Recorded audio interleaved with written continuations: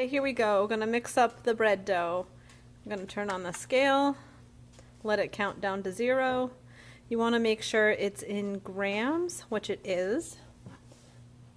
Put the bowl on here, and then we're going to zero out the bowl.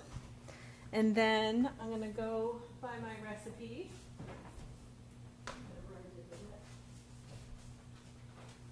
Which is going to be 700 grams of water.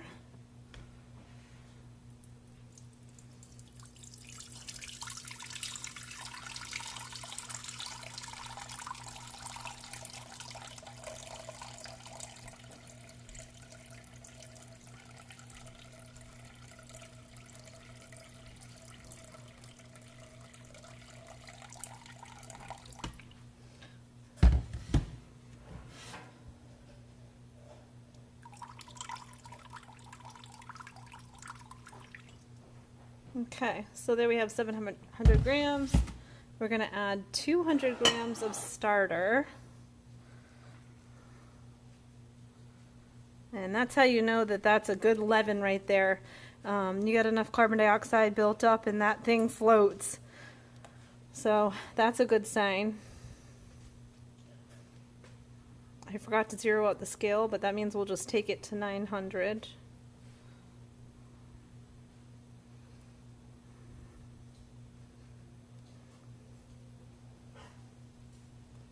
Okay, that was a little bit over, but close enough. Recipe is pretty flexible.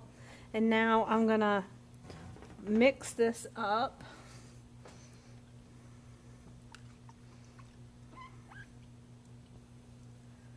Okay, so I've got this pretty well mixed up. It doesn't have to be perfect, just the starter and the water there. And now I'm gonna zero it out and gonna add in the bread flour. So I'm using King Arthur's bread flour, but you can use whatever bread flour. And I'm gonna put 900 grams in here.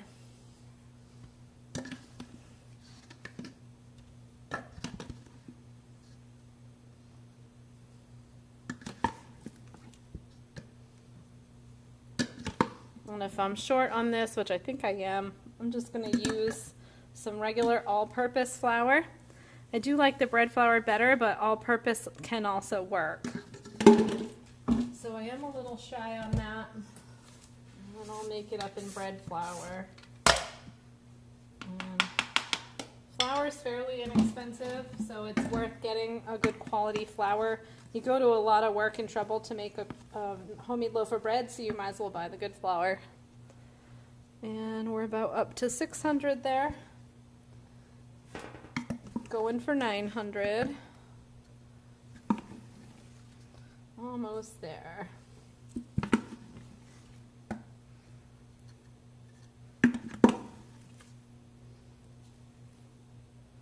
Okay, that's about 900 there.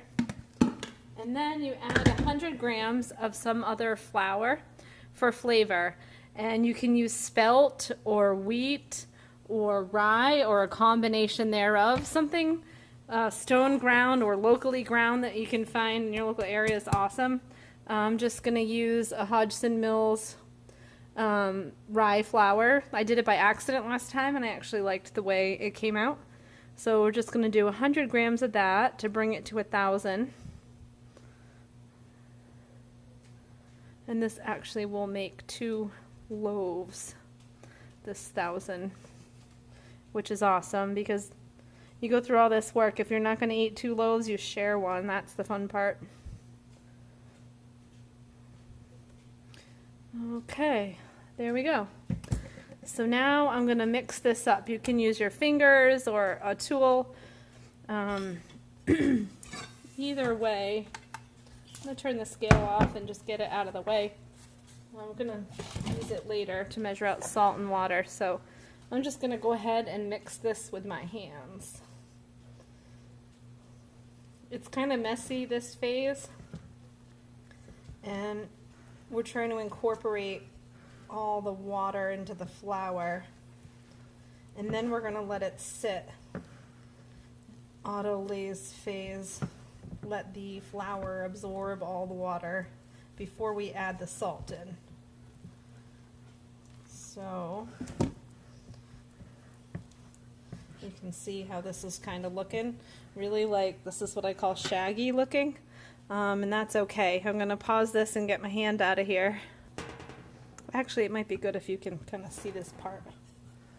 So there we go. You can see what it kind of looks like. It's sort of messy, hasn't come together yet. So I'm going to let this sit for half an hour and put a shower cap over that while it sits. Set my timer for half an hour and I'll be back. All right, when my bread is resting for 30 minutes, I've just weighed out 50 grams of warm water, and I'm going to add 20 grams of sea salt.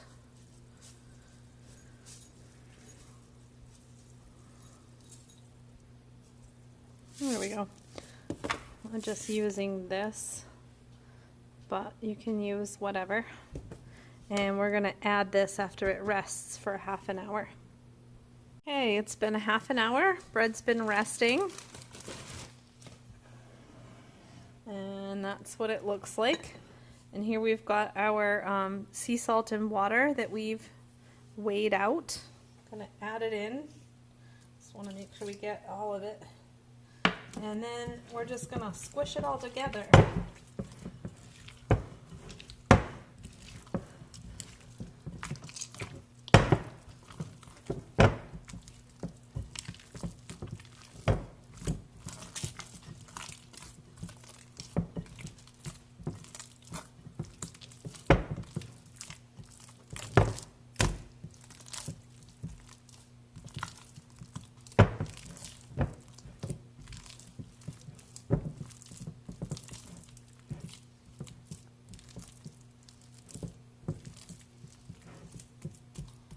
Okay, now we're going to let that sit for another half hour.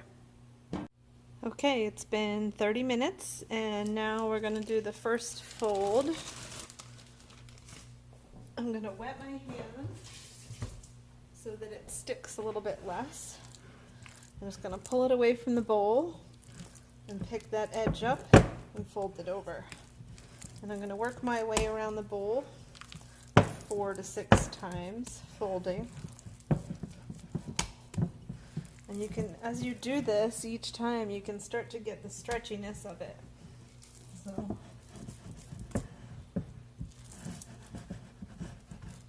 there, that's a fold, and you can see it's starting to come together a little better. I'm gonna let that sit another 30 minutes.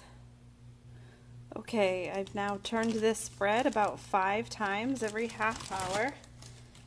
I'm gonna show you what to do next. We're gonna shape it and get it ready to rest in the fridge for the next 12 to 24 hours. So, just loosening it from the bowl.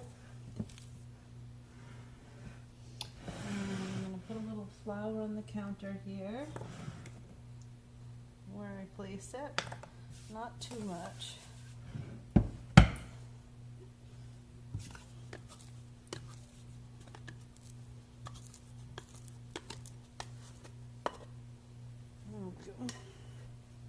I'm going to cut this in half.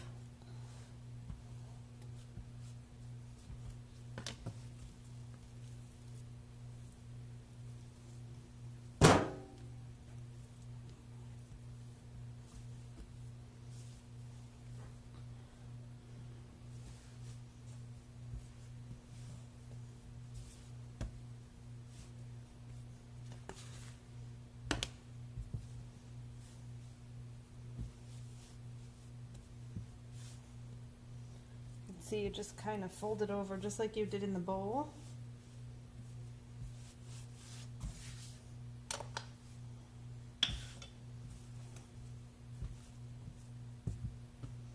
And then after you get it folded into a nice ball, you're going to kind of drag it.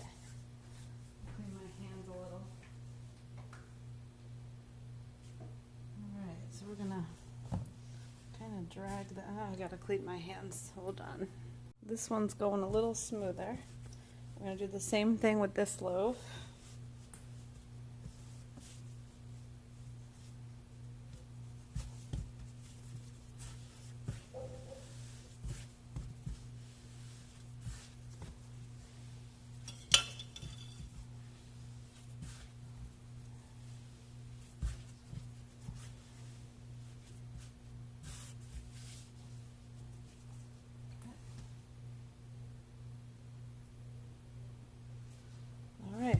one's also ready to go in the fridge for the next 12 to 24 hours. Okay, bread's been in the fridge a little bit overnight, maybe not quite 12 hours, it could go longer, but I'm putting it in the oven. I've got the other one in there already. I'm gonna add some boiling water to that pan that I put underneath, so we can get some nice warm steam going.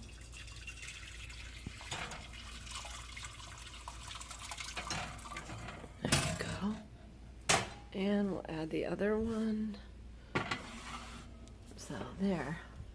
Now I'm gonna let that rise for about 3 hours. Okay, these have been in here for a few hours, maybe not quite 3. And I'm gonna get ready to cook one at a time off because I only have one cast iron Dutch oven. You can see the one in the back there is a little more active and risen looking than this one. So I'm gonna cook the one in the back first. So I'm gonna pull this one out and set it aside. And then I'm gonna be cooking this one. So I'll work with this one and show you how it's done. Okay, so I've got this dough here and I've got a piece of parchment out. I'm gonna spray it with non-stick spray. And then I'm going to flip it out of the basket and pray it comes out. It did, yay, good news. There we go. All right, I gotta get my misting bottle, which I forgot to get ready, so I'm gonna pause for a sec. Okay, I've got my bottle ready now. I'm just gonna give this a mist with water. And then I'm going to sprinkle some flour on the top. And I just use a tea ball that has some flour in it. And I take some stencils made for painting. And I just go ahead and drop some flour on there. Oops, looks like I got a refill.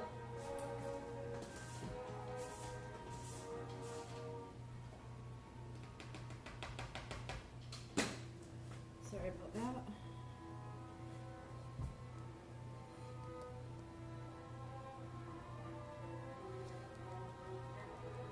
Doesn't work as good when it's so full. Oopsie.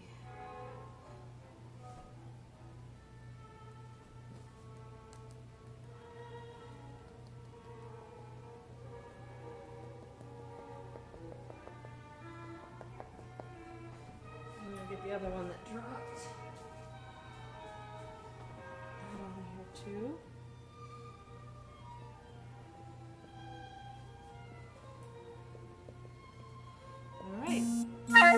That's the gist of that. So you can see a nice little pattern on there now, and I'm going to make some slices. I use a medical scalpel, but you can use a razor blade or a special tool made for slicing bread.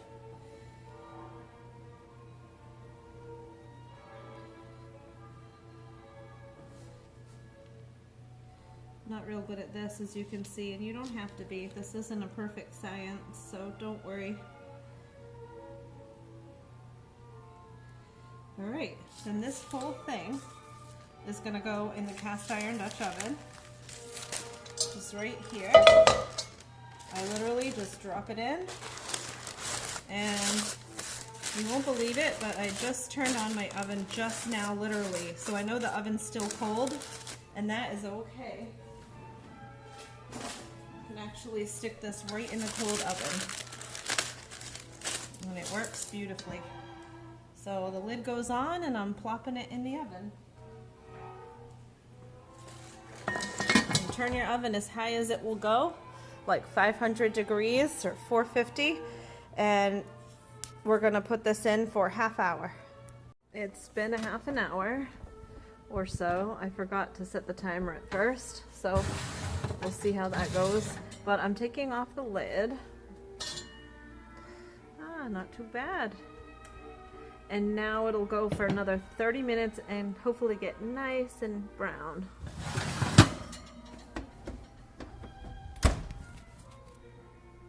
Right, so it's been half an hour with the lid off and it's looking pretty good. So I'm gonna take it out and set it up top there. Turn the oven off. And I put it on top of this other big cast iron pan to help it cool faster because I still need to bake off the other loaf. So I gotta bring the oven back down to cold because I do put in the first round with the oven cold. So now a little bit of cooling. And don't burn yourself on the cast iron stuff, it's really hot.